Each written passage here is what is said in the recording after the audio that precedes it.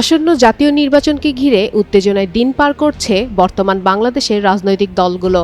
কোন পদ্ধতিতে নির্বাচন হবে এবং কারা অংশ নেবে তা নিয়েই চলছে নানা টানাপোড়েন। বিশেষ করে বিএনপি ও জামাতে ইসলামী একসময় মিত্র দল দুটি এখন মুখোমুখি অবস্থানে রয়েছে। জামাতের বিরুদ্ধে তারেক রহমানকে নিয়ে ষড়যন্ত্রের অভিযোগ তুলেছে বিএনপি। বুধবার কুমিল্লার 14 গ্রাম এইচজে মডেল সরকারি পাইলট উচ্চ বিদ্যালয় মাঠে উপজেলা ও পৌর বিএনপির দ্বিবার্ষিক সম্মেলনে বিএনপির ভাইস চেয়ারম্যান বরকতুল্লাহ বুলুর দেওয়া বক্তব্যে এ অভিযোগ উঠে আসে। তিনি অভিযোগ করেন, জামাতে ইসলামী পিআর পদ্ধতির অজুহাতে নির্বাচন বানচালে ষড়যন্ত্র করছে।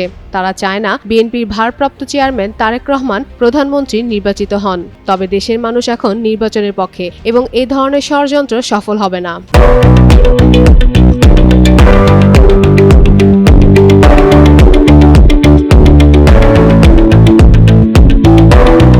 বুলু বক্তব্যে 1996 সালে জামাত আওয়ামী লীগের ব্যর্থ হওয়া আন্দোলনের কথাও তুলে ধরেন। আশাবাদ ব্যক্ত করে তিনি বলেন, আগামী ফেব্রুয়ারিতে জাতীয় নির্বাচন অনুষ্ঠিত হবে এবং নির্বাচিত সরকার ক্ষমতায় এলে দেশের শৃঙ্খলা ফিরবে।